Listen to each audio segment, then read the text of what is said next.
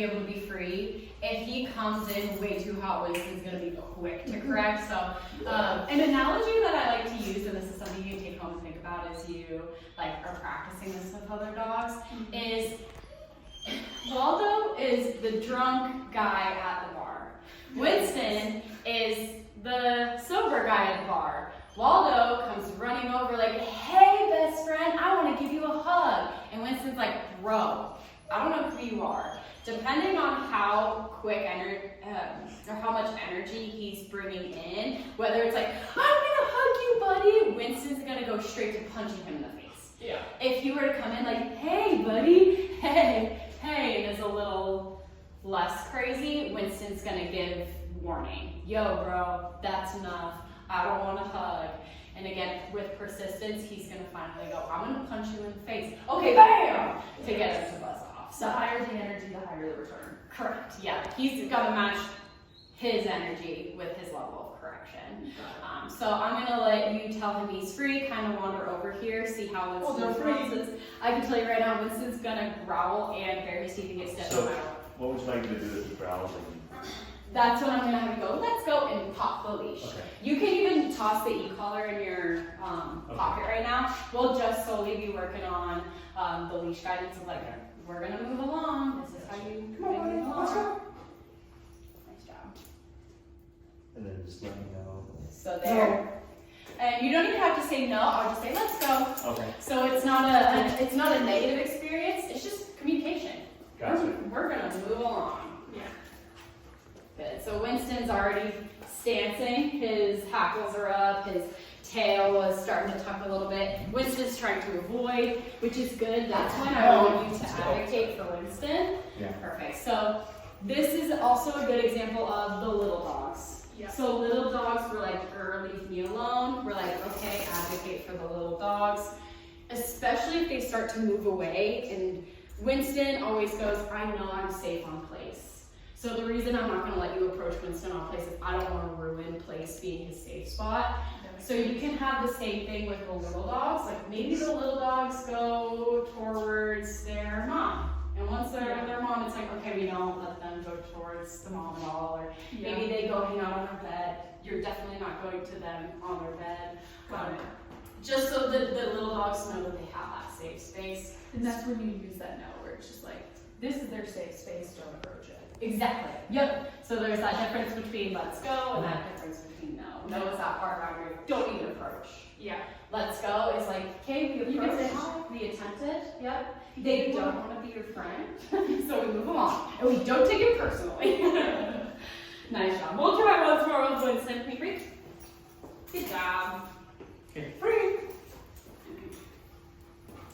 And if he avoids, that's exactly what we want. We told him not to. We told him to move along when Winston didn't have any interest, and that's what we want to see. Go. I felt so bad that you guys were both the ones that got hit at group class with the people and the dogs just right to the end of the leash. Yeah. Both group classes, it was like somebody had their dog and just like let their dog pull them right up to Waldo. Yeah. Out of everyone in the group class, He's always the like he does get approached by a lot of dogs. He is very friendly. He does want to play with everybody. Yeah. Like when he the little tap, that's usually most of the time with all dogs. It's Let's like, go. Especially once they start playing, he's just like, oh, we're playing? You're friends with me? Let's keep playing forever. Forever! Yeah. So there's no, like, oh, poor Winston. He's just like, oh, Let's go. So feel It's free good that to you let see him that. be, we'll let him be free again. I'm gonna have you'll just have the end of the leash and kind of let him do what he wants. Curious to see if he attempts to approach Winston again once he's free and able to do what he wants. Again, then it's a good chance to practice that correction again. I'm also gonna go. Is there? Yeah, there it is. Yeah. You just gave him some water too, I right? did, but you know how he is. He's a lab. Lamb like crazy. Yeah, sometimes he wants a little bit, sometimes he's like, Chuck. yeah. I want it all. I don't want you thrown up in the car, buddy, so. Oh, Yeah. How old is Winston? Winston's 9. Okay. Yeah, and I also kind of want to talk about what I like to call dog puberty, because this is something I was learning as I was getting into professional dog training. When a dog hits like anywhere between 1.5 years to 3 is probably the most common time you see it, is when you can see socialization shifts. And I say can because sometimes you don't see anything at all, sometimes it's like a very obvious switch. With him, it happened with dogs. So he matured to the point where he's like, I no longer like playing with every single dog. He used to be a Waldo. I want to be everyone's friend. And then once he hit that doggy puberty, he was like, I don't want to be friends with high energy dogs anymore. I actually am very picky about who I want to hang out with. So that's when I started to see the growling, the baring of the teeth, and a lot of people think it's that dog that's aggressive, but in reality, it's just a way of communicating. The downside is if we don't advocate, again, Winston is gonna bite, and then if that's always the experience that Winston has, he's no longer gonna trust me. He's gonna be like, Mom can never advocate for me. I'm always having to bite at dogs, so I'm just gonna bark and lunge at them from a distance to start, and that's how dog reactivity builds up. Okay. So advocate for your dog. Now that you know Waldo's personality, you can be like, I'm gonna advocate for your dog and pull my dog away, so that they don't become reactive. So we'll see if he sniffs again. Winston's gonna growl, and then you say, let's go. Waldo, let's go. Good boy. You did good. And Winston's like, just let me go my place. This puppy's trying to play with me, man. Yeah. That's a little bit more of like a positive response I've seen from Waldo. Yeah. He's never backed Oh, off. the dog is like not feeling my vibe and we back off. Yeah, and there were some like play bounces in it. So in that moment, that's that moment to be like, okay, I'm gonna call him off before he's like, wait, do you want to play? And then attempts to go for it again, and then he gets the snap. Yeah. Let's bring Frost out. Alrighty. Do you want me to record Frost? You can, yeah, it gets awkward because she always is like, Mother save me. Mother save I'm me. doing the same thing, barking right? issue. We're just gonna approach, we're gonna go, let's go. Yup. Before she frags him, right? Correct, and Frost is way more patient than Winston. You're gonna see Frost like big bare of the teeth. I don't know if she growls as much, but very obvious baring of the teeth, and that's also good for him to understand. Is even if there's not a growl, So a I'm baring. going to see the teeth and then say let's go, right? Yep, Okay. correct. Yeah, you're not preventively doing it, expecting, like if she's not doing anything, then you don't say anything, right? Yep, if she's just like, oh hey, what's up, homie? Then we can let him say hi. But as soon as she gets stiff and she's like, we'll tell you. Like if you don't see it yourself, we'll be like, here, let's go. Okay. All right. She's probably not gonna want anything to do with him. She's like, So you could tell him he's free. Free. So he can go approach. Good. So she's being Waldo, let's a go. little curious. That's good. You can see hackles. Her hackles went up, so the hair that stands on the back of the neck, those are called hackles. So that's a sign of caution. It doesn't mean that it's a no, because there are dogs that play with their hackles up.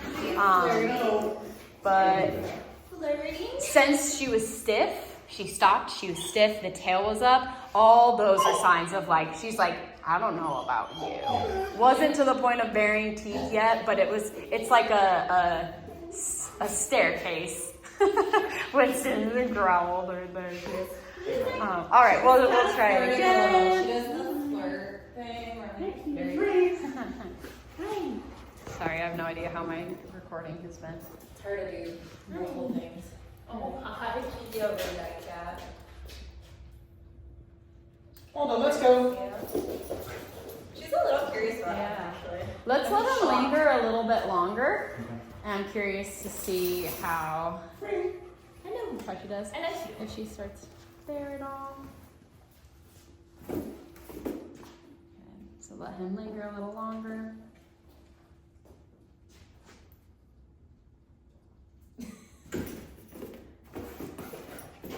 Waldo, let's go. So you see how, did you see that lip curl? That was the perfect time. She was like, No, you know. and it's like, okay, you're done. He always does that. He goes up to their butts and starts sniffing. Yeah, right away. Which he's just very friendly. Again, the drunk guy at the bar. It's like, well, you don't have to approach with that kind of energy. Hey, hold it. No. It's hard to teach a play style. You can't really teach a play style out of a dog, but you can teach them the manners. Since he is now over aroused, let's put him in work mode. Heel, and I want you to kind of heel him around back to dating mode, right? So you can't look at the dog. You're supposed to be on a date with dad. Don't approach. You can't sniff. Makes sense. He's a little more excited over a girl. So right there, yep, nice, good correction. Nice poppy correction too. I'm gonna give this back to you because I'm just like that's a lot.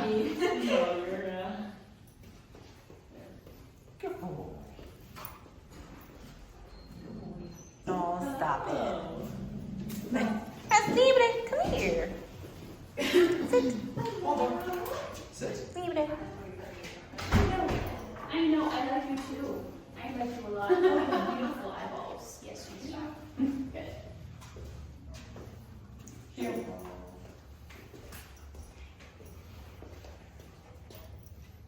Good. Is there any other dogs besides the little dogs that he sees often? Recently, no. And I think that's probably why he gets so excited when he sees dogs. When he was little, I think it also is like hard with the weather. We don't really go on like huge walks to like dog parks. What? He had a lot of that when he was little. Oh, yeah. And we kind of put a hold on that. Once a winter. I'm gonna run through here with start. Fast, come.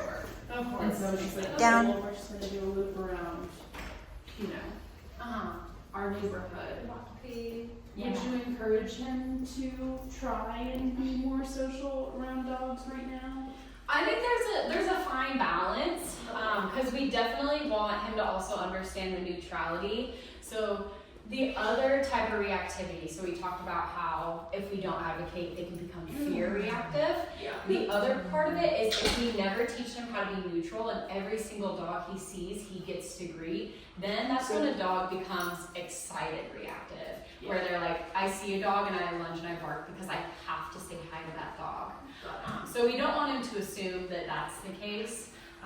So I have that fine balance between like, okay, we're gonna maybe go to a dog park and socialize, practice some recall off of playing, but then there's also maybe you take a lap or two around the outside of the dog park afterwards to be like, and we're on work mode. Yep.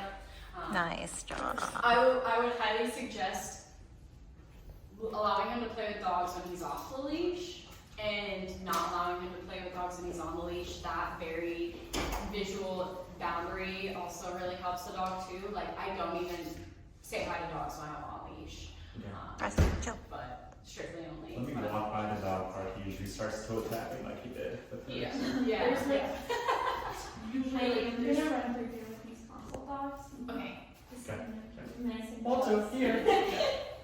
Do you want me to move? Sit. possibly. Maybe.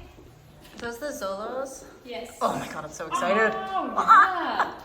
They're smaller than I thought. I thought they were like more like Winston size. Oh, No. yeah, there's usually like in our apartment complex, there's a